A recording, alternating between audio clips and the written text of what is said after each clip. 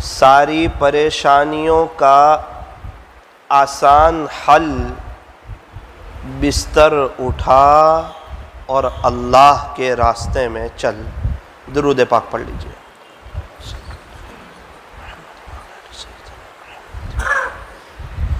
بزرگان محترم اور عزیز نوجوانوں، مدینہ منورہ میں ایک بزرگ کا اکثر فجر کی نماز کے بعد بیان ہوتا ہے۔ اس بیان میں وہ بہت سی مرتبہ یہ شعر پڑھتے ہیں: فکر نبی جس کے سینے میں ہے، فکر نبی جس کے سینے میں ہے، وہ مدینے میں نہ ہو کر بھی مدینے میں ہے۔ کہ اگر کسی کے سینے میں نبی والی فکر ہے، نبی والا درد ہے، نبی والا غم ہے، نبی والی کوڑن ہے، جو امت کے لیے تڑپتا ہے، امت کے لیے کوڑتا ہے، امت کی فکر کرتا ہے۔ مولانا میں تو یہاں 5-6 ملاقاتیں کرتا ہوں۔ ارے بات اس کی نہیں ہے، فکر کتنی ہے، درد کتنا ہے، تڑپ کتنی ہے۔ فکر کے بقدر اللہ کام لیتے ہیں، تڑپ کے بقدر اللہ کام لیتے ہیں، درد کے بقدر اللہ کام لیتے ہیں۔ اللہ تعالیٰ تو دلوں کو دیکھتے ہیں۔ اگر ایک آدمی سے ملاقات ہو، لاکھ سے ملاقات ہو، ہدایت تو ہمارے ہاتھ میں ہے ہی نہیں، ہدایت تو اللہ کے ہاتھ میں ہے۔ یوں فرمایا ہمارے بس میں تو محنت ہے، کوشش ہے، نتیجہ نہیں۔ ہم محنت کے مکلف ہیں، ہم کوشش کے مکلف ہیں۔ فرمایا نتیجہ اللہ کے ہاتھ میں۔ ہدایت دینے والی ذات فرمایا وہ اللہ کی ہے، اللہ جس کو چاہے اس کو ہدایت دے دیں۔ اللہ ہدایت دینے پر آئے تو حضرت بلال حبشی رضی اللہ عنہ کو ہدایت دے دیں، اور ہدایت نہ دینے پر آئے تو حضور کے چچا ابو لہب کو ہدایت نہ دیں۔ ہدایت دینے پر آئے تو دور سے آئے ہوئے سلمان فارسی رضی اللہ عنہ کو ہدایت دے دیں، اور ہدایت نہ دینے پر آئے تو مکہ مکرمہ کے چودھری، مکہ مکرمہ کے لیڈر ابو جہل کو ہدایت نہ دے۔ تو فرمایا ہدایت دینے والی ذات صرف اور صرف اللہ کی ہے، وہ جس کو چاہے اس کو ہدایت دے سکتا ہے۔ ہمارے نبی محنت کر رہے ہیں، صحابہ کرام محنت کر رہے ہیں، کوشش کر رہے ہیں، اور اس کے نتیجے میں اللہ حضرت وحشی رضی اللہ عنہ کو قبول فرما رہے ہیں۔ حضرت وحشی کو، جنہوں نے حضرت حمزہ رضی اللہ عنہ کو برچھا مارا تھا، جس سے ہمارے نبی کو بہت تکلیف ہوئی تھی، آپ کو بہت درد ہوا تھا، لیکن مقدر میں ان کے ہدایت ہے، اللہ کو دینا ہے، اور اللہ جس کو ہدایت دینے پر آئے دنیا کی کوئی طاقت پھر اس کو روک نہیں سکتی۔ حضرت وحشی کو ہدایت دے دی، اور ہدایت بھی کیسی دی کہ ہزاروں مولانا الیاس صاحب رحمت اللہ علیہ مل کر ایک وحشی رضی اللہ عنہ کا مقابلہ نہیں کر سکتے، ان کے لیول تک نہیں پہنچ سکتے۔ ہزاروں مولانا الیاس صاحب رحمۃ اللہ علیہ مل جائے، ابھی پوری دنیا کے جتنے بزرگان دین مل جائیں وہ حضرت وحشی رضی اللہ عنہ کے لیول کو نہیں پہنچ سکتے، چونکہ وہ حضور کے صحابی ہے۔ یہ اللہ کی اپنی شان ہے، کب کس کو کتنا اونچا مقام دے دے، کب کس کو کتنا اونچا مرتبہ دے دے۔ اویس قرنی بڑا اونچا مقام ہے، ماں کی خدمت کی ہے، اس کے باوجود آپ اگر پوچھو تو مقام حضرت وحشی کا بلند ہے۔ حضرت وحشی رضی اللہ عنہ کا مقام بہت اونچا، کیونکہ اللہ نے یوں فرما دیا رضی اللہ عنہم ورضوا عنہ، اللہ ان سے راضی ہے، اس کا مژدہ سنا دیا، اس کی خوشخبری سنا دی کہ اللہ سارے صحابہ سے راضی ہے، ان میں حضرت وحشی رضی اللہ عنہ بھی آ گئے۔ اور اسلام کا ایک عجیب قاعدہ ہے، الاسلام یہدم من کان قبلہ، جو شخص اسلام لاتا ہے اللہ اس کے پچھلے سارے گناہوں کو معاف فرما دیتے ہیں، ساری اس کی خطاؤں سے اللہ درگزر فرما دیتے ہیں، سب معاف۔ کیا ہوا؟ فرمایا کہ کلمہ پڑھا۔ کلمے کے اندر اتنی تاثیر ہے کہ بندہ کلمہ پڑھتا ہے، ایمان لاتا ہے، اللہ کا ہو جاتا ہے تو اللہ پاک پچھلے سب معاف فرما دیتے ہیں۔ تو میں یہ عرض کر رہا تھا کہ ہمارے ذمے تو فکر ہے، کوشش ہے، کوڑن ہے، تڑپنا ہے، درد آہیں بھرنا ہے، اللہ کے سامنے ہاتھ پھیلانا ہے، منت سماجت کرنا ہے۔ ہمارے نبی کو تکلیف پہنچ رہی ہے لیکن اللہ کو ہدایت دینی ہے، تو اللہ نے حضرت وحشی رضی اللہ عنہ کو ہدایت دے دی۔ ہمارے نبی کی پوری چاہت ہے کہ میرے چچا ابو طالب کو ایمان مل جائے، پوری چاہت ہے، کوشش ہے، کہہ رہے ہیں چچا میرے کان میں تو کہہ دو، کان میں تو پڑھ لو کلمہ. 42 سال خدمت کی ہے، 42 سال، 42 ایئرس.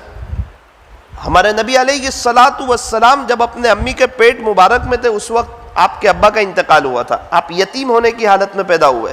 الم یجدک یتیما فآویٰ. 6 سال کی عمر میں آپ کی اماں کا انتقال ہوا تھا ابوا مقام پر، بی بی آمنہ کا. اور 8 سال کی عمر میں آپ کفالت میں آئے تھے امی کے بعد دادا کی، عبد المطلب کی. ان کا انتقال ہوا 8 سال کی عمر میں. سیرت کی کتابوں میں لکھا ہے کہ جب دادا کا جنازہ اٹھا، آپ جنازے کے پیچھے چل رہے تھے اور آپ کے آنکھوں میں آنسو تھے. نہ ابا ہے، نہ امی ہے، نہ دادا ہے. اور اس کے بعد جو ہمارے نبی کفالت میں آئے وہ ابو طالب کی. اور ابو طالب نے ہر ممکن کوشش کر لی، ہمارے نبی کے پیچھے جان لگائی، مال لگائی، وقت لگایا، صلاحیت لگائی کہ کوئی ہے جو میرے بھتیجے کو تکلیف پہنچا کر بتائے، کوئی ہے جو میرے بھتیجے کی طرف نظر اٹھا کر کے بتائے، کوئی ہے جو میرے بھتیجے کی طرف آنچ کر کے بتائے. اور یہ حضرت علی رضی اللہ عنہ کے والد صاحب ہے، ابو طالب رضی اللہ عنہ. ابو طالب حضرت علی رضی اللہ عنہ کے والد صاحب ہے. اور ہمارے نبی جب 25 سال کی عمر کو پہنچے تو ہمارے نبی کا جو نکاح اماں خدیجہ کے ساتھ ہوا تھا وہ بھی ابو طالب نے پڑھایا تھا. تو بہت سی خوبیاں ہیں اور بہت سی چیزیں ہیں. اور نبی کے خاندان سے چچا ہیں، نبی کے عبد المطلب کے بیٹے ہیں. پھر کیا ہے؟ کہا اللہ کو نہیں دینی تھی ہدایت. تو نبی کے چاہنے کے باوجود، نبی کے سمجھانے کے باوجود، نبی کی تڑپ کے باوجود، نبی کی کڑن کے باوجود اللہ نے ابو طالب کو ہدایت نہیں دی. اور وحشی رضی اللہ عنہ نے دل دکھایا ہے لیکن ہدایت دینی ہے اللہ کو، تو اللہ تعالیٰ نے حضرت وحشی کو ہدایت دی. اچھا، یہ کبھی کبھار ہوتا ہے. عام طور پہ ایسا ہوتا ہے کہ جس کے بارے میں ہمارے نبی کی چاہت ہو اللہ اس کو قبول کر لیتے ہیں، یہ عام ہوتا ہے. اور جس سے ہمارے نبی ناراض ہو اللہ اس کو دور پھینک دیتے ہیں.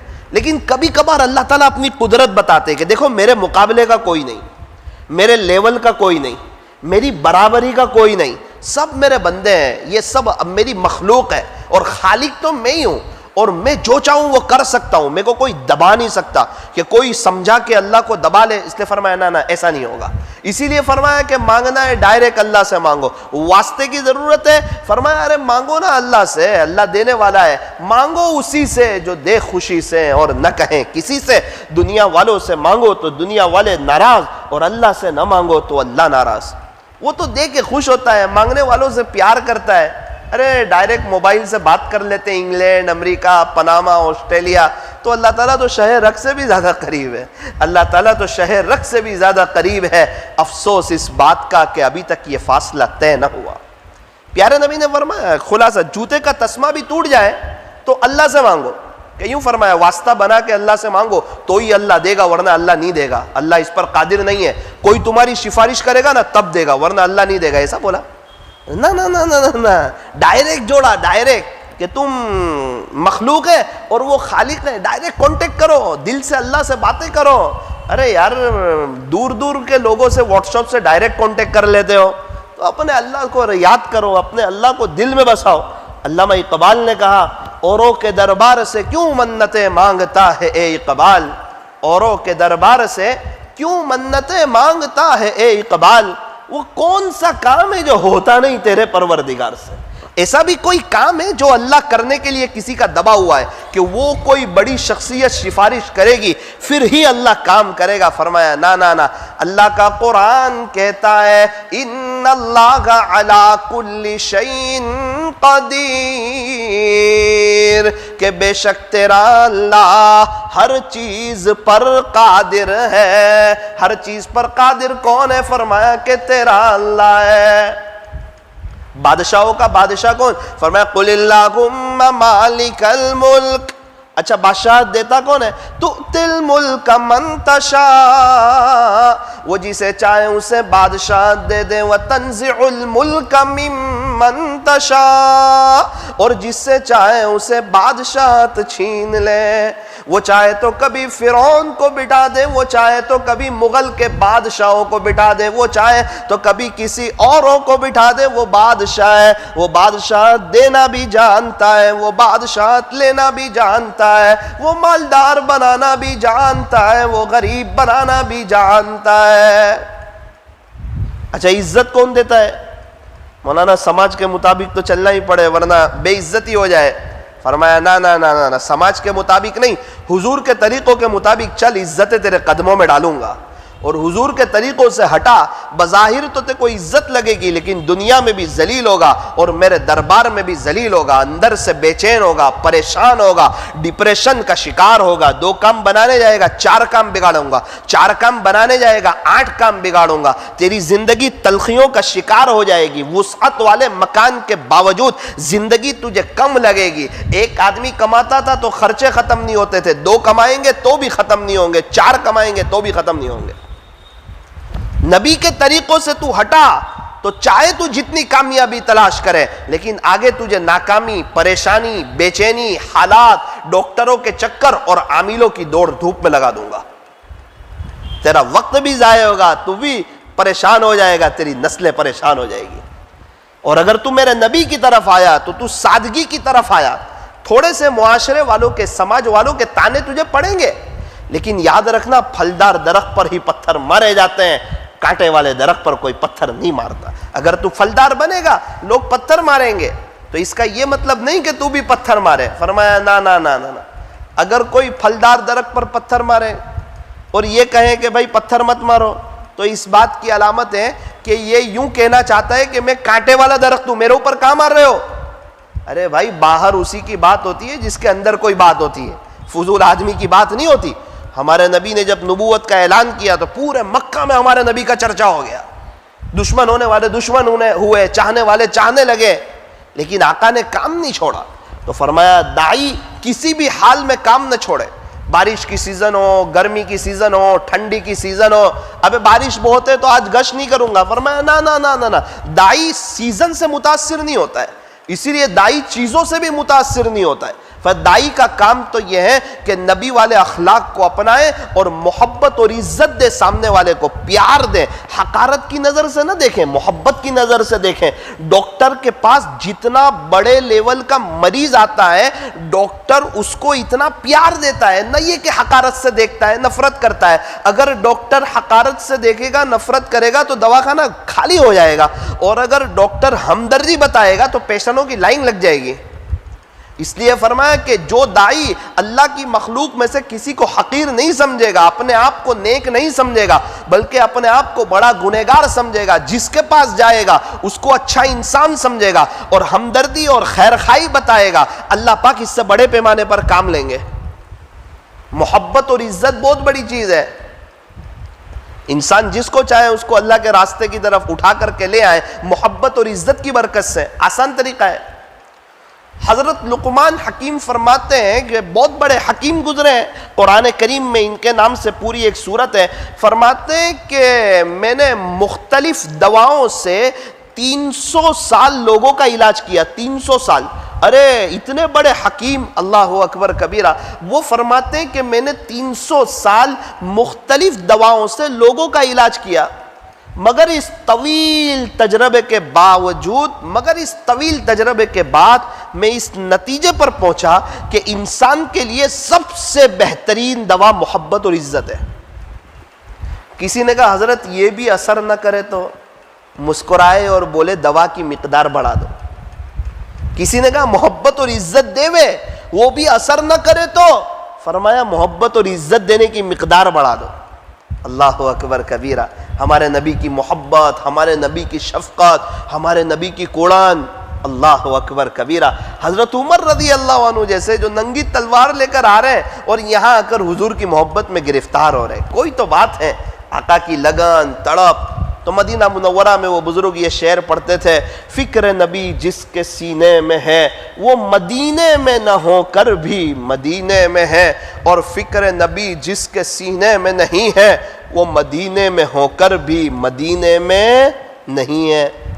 اچھا مولانا الحمدللہ اللہ کا احسان ہے، ہمارے یہاں مسجد وار جماعت بیٹھتی ہے، 10-15 ساتھی بیٹھتے ہیں. بہت اچھا. گش بھی ہوتا ہے ہمارے یہاں.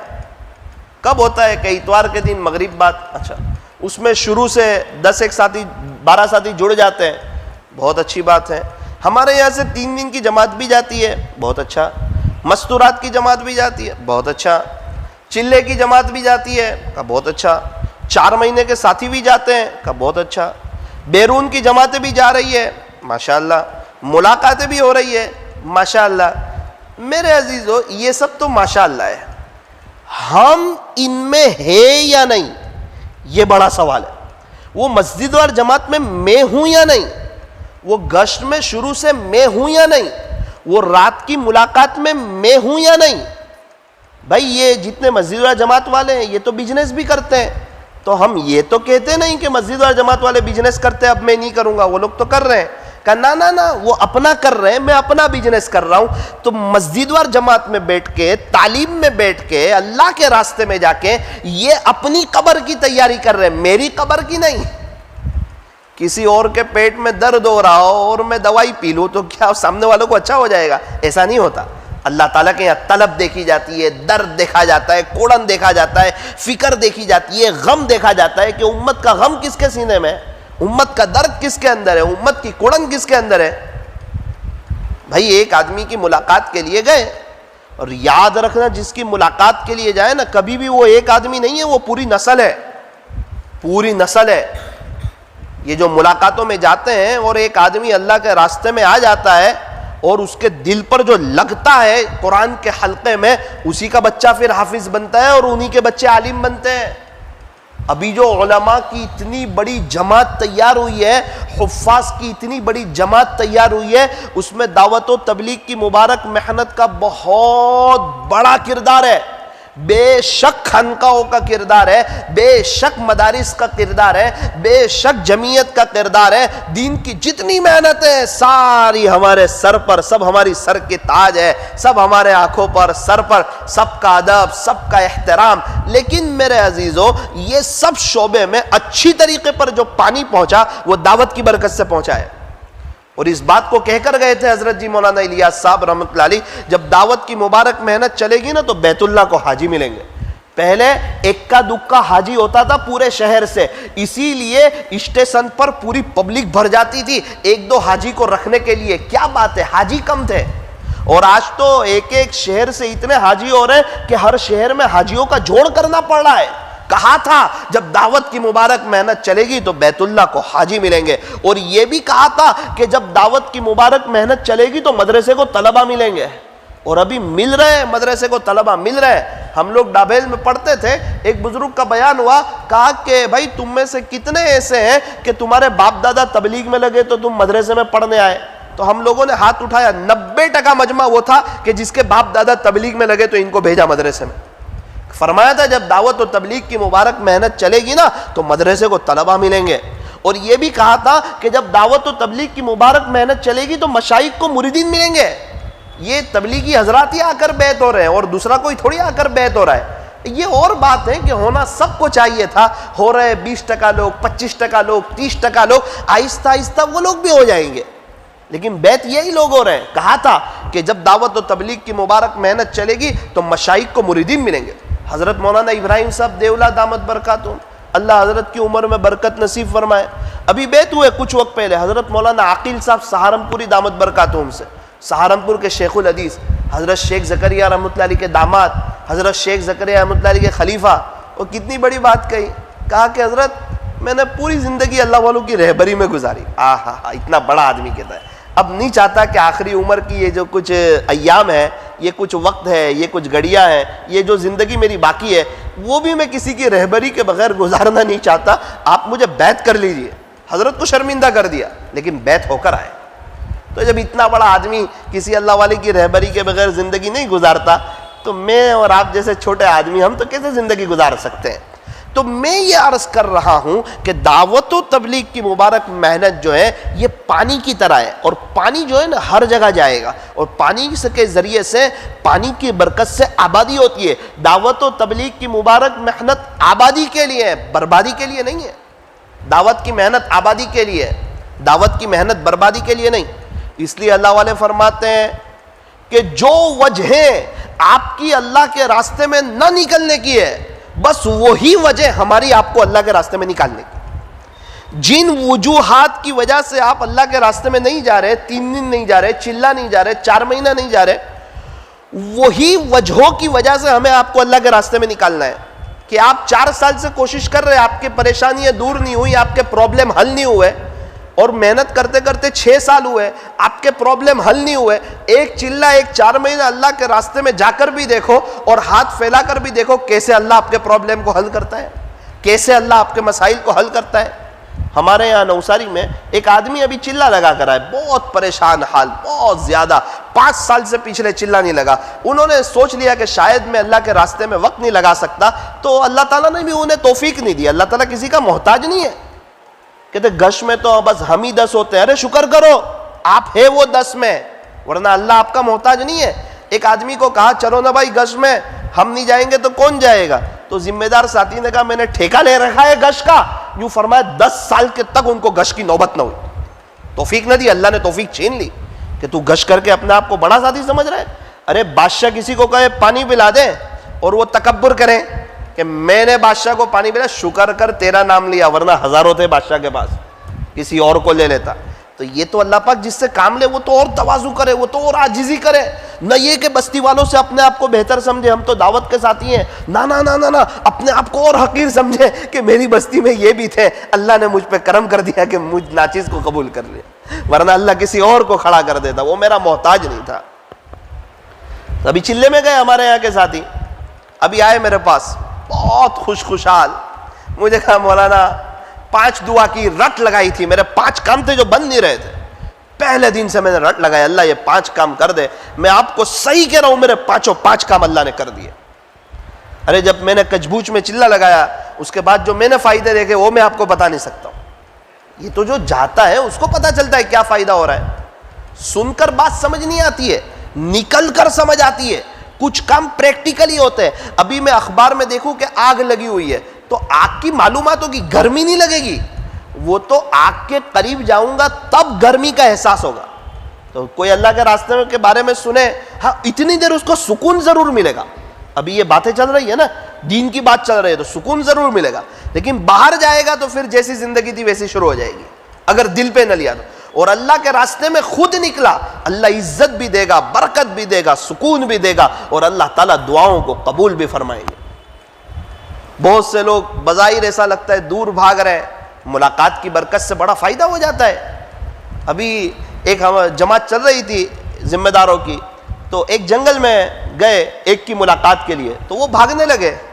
ان کو سمجھایا ارے بھائی ہم کو دیکھ کے آپ بھاگا نہ کرو, ہم تو اچھے آپ کی خیر خواہی کے لیے آئے, ہم آپ سے پیسے مانگنے کے لیے نہیں آئے ہیں, ہم آپ سے چیزیں مانگنے کے لیے نہیں آئے, ہمارا اس میں رتی برابر فائدہ نہیں ہے, ہم آپ سے اتنا بھی فائدہ نہیں چاہ رہے ہیں. ہماری بات تو سنو, ہم کیا کہہ رہے ہیں, ہم اپنا وقت لے کر, اپنا جان لے کر, اپنا مال لے کر, اپنی صلاحیت لے کر آئے, ہم اپنا بستر لے کر آئے, ہم اپنا کھانا لے کر آئے. تھوڑی تو سنو ہم کیا کہہ رہے ہیں, ہم کچھ کہنا چاہتے ہیں. 1.5 گھنٹے کے بعد وہ ساتھی صحیح معنوں میں ہاتھ میں آئے اور اس شرط پہ 3 دن کے لیے تیار ہوئے کہ اگر مجھے اچھا لگے گا تو میں رہوں گا, نہ اچھا لگا تو میں دوبارہ چلا جاؤں گا. اس شرط پر ان کو قبول کر لیا. میرے عزیزو, جب وہ اللہ کے راستے میں آئے اور جب قرآن وغیرہ کے حلقے میں بیٹھے ہوں گے اور دل پر بات لگی, گھر جا کے اپنی بیوی سے کہنے لگے 3 دن کے بعد کہ ہماری زندگی تو غفلت میں گزر گئی, قرآن شریف ہمیں آتا نہیں, لیکن ہم اپنے بچوں کو قرآن سکھا کے رہیں گے. 3 بچے تھے, تینوں بچوں کے بارے میں مشورہ ہوا اور سوجترا کے مدرسے میں تینوں بچوں کو بھیج دیا گھر جا کر. وہ ملاقاتوں میں جو گئے تھے نا, ان کا کتنا بڑا کام ہو گیا, آخرت کی کتنی بڑی تیاری ہو گئی. آج ان کے 3 بچوں میں سے 2 بچے گجرات کے ٹاپ لیول کے قاری ہیں. ہمیں پتہ نہیں ہے کون کہاں ہیرا چھپا ہوا ہے. اسی لیے فرمایا جس کی ملاقات میں جائے اس کو ایک آدمی نہ سمجھو, اس کو نسل سمجھو. ضروری نہیں ہے آج بات کی تو آج زندگی بدلے گی. بات آج ہوئی ہے, 8 سال کے بعد پریشانی آئی اور وہ بات یاد آئی نہیں. وہ لوگ صحیح کہتے تھے, سارے مسائل کا آسان حل, بستر اٹھا اور اللہ کے راستے میں چل. لیکن ہماری بہت بڑی غلطی ہے, ہم دماغ سے سوچ لیتے کہ یہ آدمی جا نہیں سکتا. ارے وہ مر کے ہمیشہ کے لیے جانے والا ہے, وہ چلے میں نہیں جا سکتا, وہ 4 مہینے میں نہیں جا سکتا. مولانا ہمارا تجربہ ہے وہ جا نہیں سکتا. ارے تیرے اندر کا گمان اس کو جانے نہیں دیتا. حدیث قدسی میں انا عند ظن عبدی بی, میں اپنے بندے کے گمان کے مطابق فیصلہ کرتا ہوں. کبھی دیکھا رات میں کسی غریب کے ایمبولنس دیکھی, دیکھی کسی غریب کے ایمبولینس آئی ہو؟ مالدار کے یہاں دیکھی نا، آتی ہے نا رات کو، عام طور پہ رات کو آتی ہے ایمبولینس. غریب کو پوچھو بھائی تو یہ کھا رہا ہے نا، 2-3 لاکھ کا آپریشن ہو جائے گا. کیسی بات کرتے، 2 وقت کی روٹی صحیح طریقے پہ نہیں مل رہی، آپریشن ہوگا کیا؟ تو اس کا ہوتا ہی نہیں ہے. اور مالدار کو پوچھو یہ 5-6 لاکھ روپے کیوں گھر میں رکھتا ہے؟ مولانا رات میں اچانک کوئی بیمار ہو گیا، کچھ کام پڑ گیا تو کیا کریں گے، کہاں سے لائیں گے؟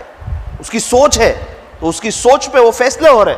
انا عند ظن عبدی بھی، میں اپنے بندے کے گمان کے مطابق فیصلہ کرتا ہوں. ساری ہاسپٹلیں جا کے دیکھو، آپ مالداروں سے بھری پڑی ہے. کوئی غریب کا 20 لاکھ کا آپریشن نہیں ہو رہا ہے، 25 لاکھ کا نہیں ہو رہا ہے، 5 لاکھ کا نہیں ہو رہا ہے، 10 لاکھ کا نہیں ہو رہا ہے. تو گمان کا اتنا اثر ہاسپٹل میں ہو رہا ہے تو کہ اللہ کے راستے کی نقل و حرکت میں نہیں ہوگا؟ بھائی فیض عالم صاحب رحمۃ اللہ علیہ، جنہوں نے بھائی فضل کریم صاحب رحمۃ اللہ علیہ کی صحبت اٹھائی. بھائی فضل کریم صاحب تو اسی وقت کہتے تھے بھائی ابھی نکلو اللہ کے راستے میں، اور بستر لینے بھی نہیں جانے دیتے تھے، کسی اور سے ان کا بستر منگواتے تھے اور اللہ کے راستے میں بھیجتے تھے. اصل میں یہ حضرات جو ہے نا غربت کی حالت میں نکلے ہیں، اور انہوں نے اللہ کی مدد آنکھوں سے دیکھی ہے، تو ان کو پتا ہوتا ہے کہ یہ نکلے گا نا تو اللہ کی مدد آئے گی، اور یہ اللہ کی مدد دیکھے گا نا تو اس کا ایمان اور اس کا یقین بڑھے گا. اور جب اللہ کی مدد اپنی آنکھوں سے دیکھ لے گا نا تو موت تک اس کام کو چھوڑے گا نہیں. اس لیے اس کو وہیں سے نکالتے تھے کہ تو بھی اللہ کی مدد دیکھ. ان کو یہ نہیں، ان کو پتا تھا کہ یہ محنت بربادی کے لیے ہے ہی نہیں، دین کی مبارک محنت آبادی کے لیے. بھائی فیض عالم صاحب کہتے تھے کہ میں تھوڑا سا رحم کھا لیتا ہوں، تھوڑا سا میں صبح میں نکالتا ہوں، 1 رات کی مہلت دے دیتا ہوں. کبھی بولے 50 آدمی یہاں سے جائیں گے تو چلے جاتے. اور نوساری کے بنجر علاقوں میں سے 28 آدمی 30 آدمی ایک بار گئے ملاقات میں لے کے آ جاتے.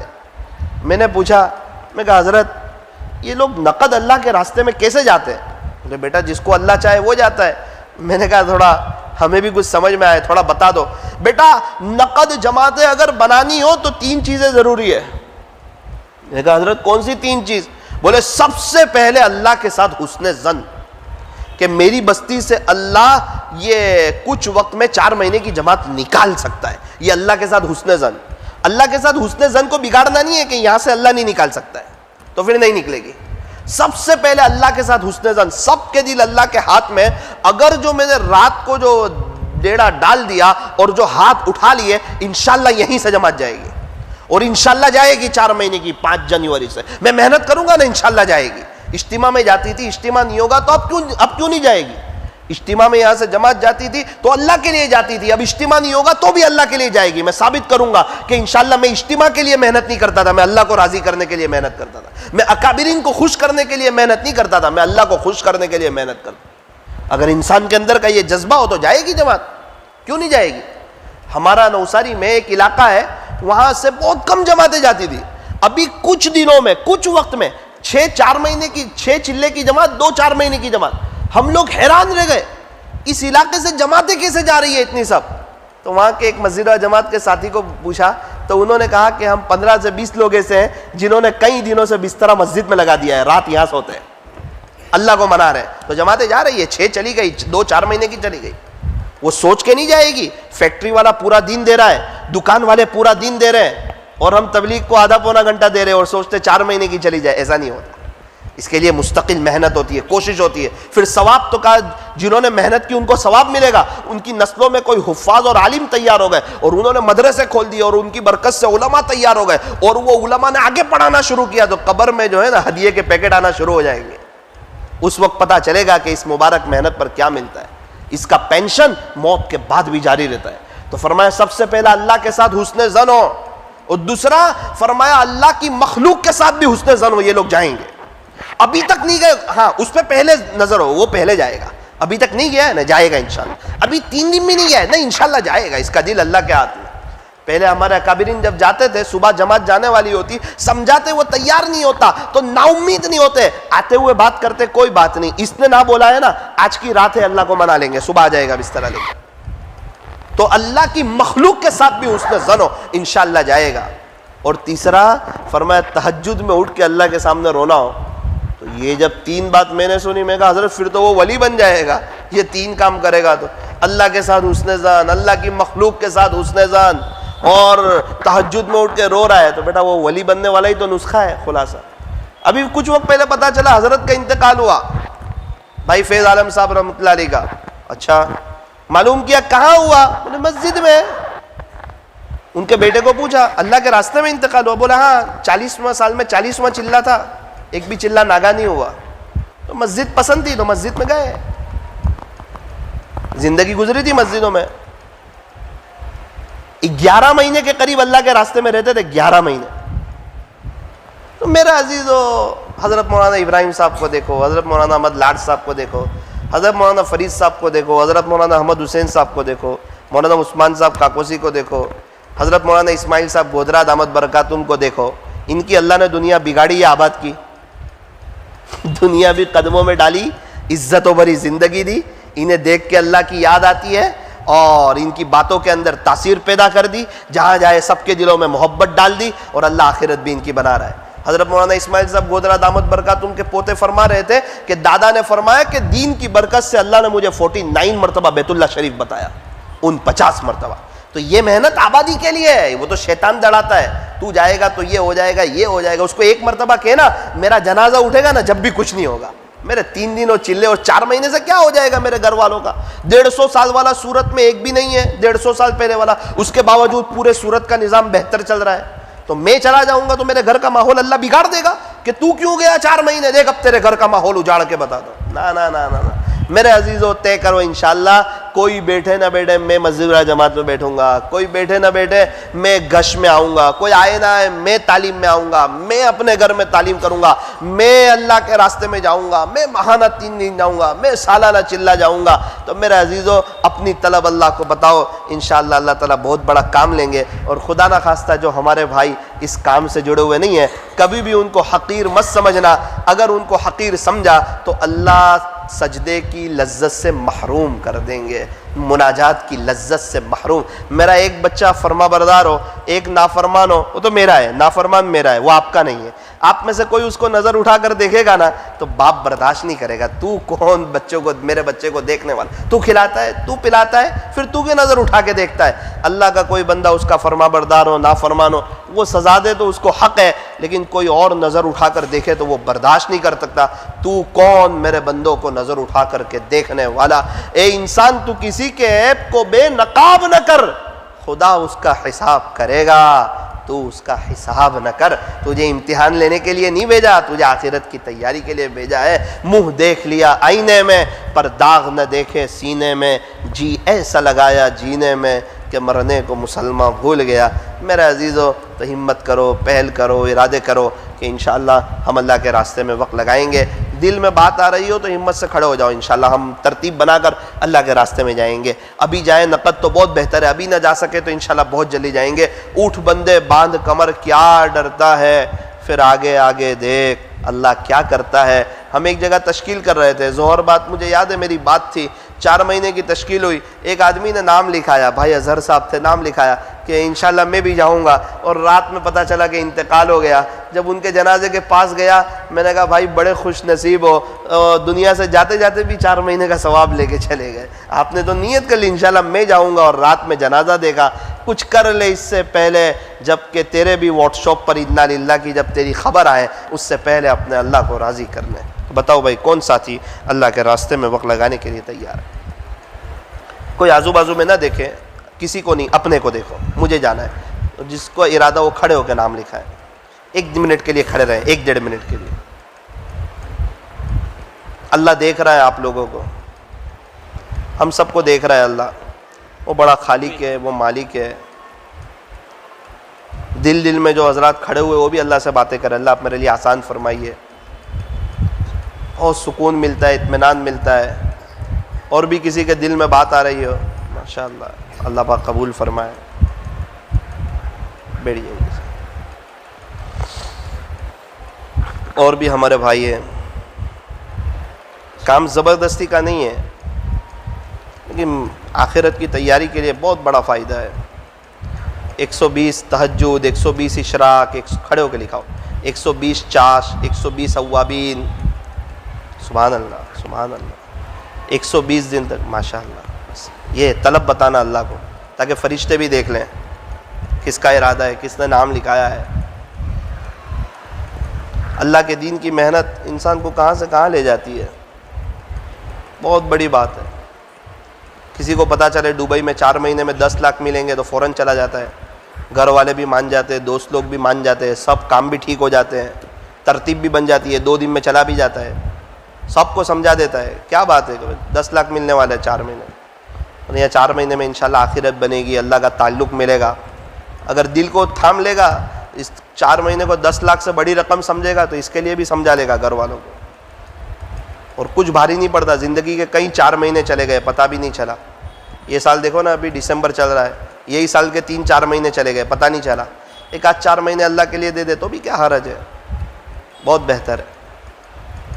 میرا بھی ابھی بیرون کا ارادہ ہے, آپ میرے لیے بھی دعا فرمائیں.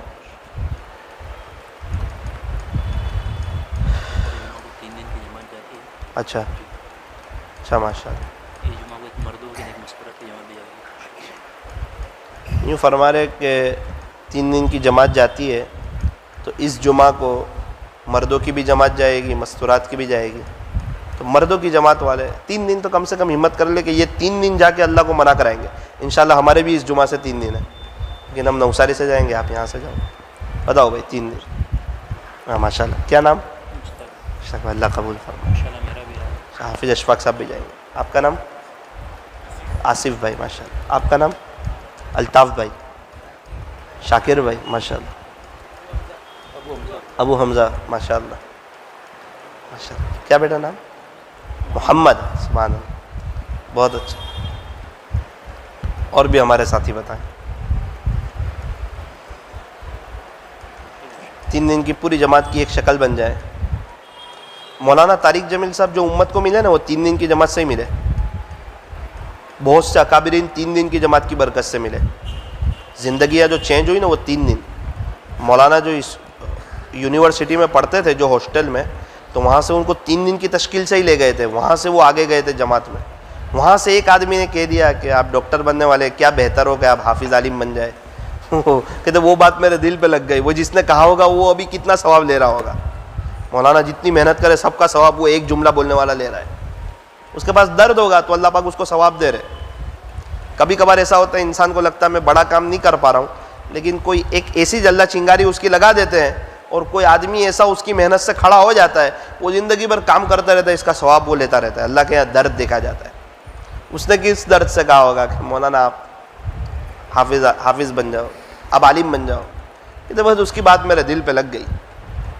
اچھا, اس کی بات کب سمجھ میں آئی؟ جب جس نے 3 دن کی تشکیل کی تھی نا, اس نے جماعت میں نکالا, تو جماعت کی برکت سے پتہ چلا عالم کوئی چیز ہے, بڑی چیز ہے عالم. تو وہ جس نے جماعت میں نکالنے کی کوشش کی, وہ کوئی بنگالی آدمی تھا. اس کا کتنا بڑا مرتبہ ہوگا اللہ کے یہاں, اور کتنا بڑا ثواب لے گیا وہ. اس نے اس وقت سوچا بھی نہیں ہوگا کہ میں کس کی تشکیل کر رہا ہوں, کیا کر رہا ہوں. اگر ہم بھی کوئی کی بڑے نیت سے تشکیل کرے, کیا پتا وہ یا اس کی اولاد میں کوئی مولانا طارق جمیل صاحب جیسا نکلا ہے. ملاقات کو ناگا نہ کرو. تھوڑے دن پہلے کجبوت سے فون آیا, ایک ساتھی جھگڑا چلاتا ہے, کہتا ہے مولانا جب تک میں 6 ملاقات کر نہیں لیتا ہوں وہاں تک سوتا نہیں ہوں. کیا بات ہے, کہ درد ہے, درد ہے, 6 ملاقات نہیں کرتا ہوں وہاں تک سوتا نہیں ہوں. تو جس کو اللہ کے لیے محنت کرنا ہو, کوشش کرنی ہو, اور اگر یہ مقامی محنت نہ ہوئی تو وہی مسجد و جماعت کے ساتھی وہی رہیں گے, گشت کے ساتھی وہی رہیں گے, عملہ نہیں بڑھے گا. اگر محنت کی تو انشاءاللہ فائدہ ہوگا. تو طے کرو انشاءاللہ محنت کریں گے انشاءاللہ. کون کون نیت کرتا ہے کہ محنت کریں گے انشاءاللہ؟ اچھا, بستی والے یا ہم؟ کوئی نہیں آوے, میری شرکت ضروری ہے, یہ طے کر لو. یہ میرا کام ہے. جس نے بھی سوچ لیا نا میرا کام ہے, اس کے لیے دکان پہ جانا آسان, فیکٹری میں جانا آسان, نوکری کرنا آسان. اس کی کوئی تشکیل کرنے نہیں آتا روز. اس نے سوچ لیا میرا کام ہے, پھر دکان پہ کوئی آوے نہ آوے میرے کو جانے کا ہے. تو اس طرح تبلیغ کے کام میں کوئی جڑے نہ جڑے, میرے کو جڑنے کا ہے.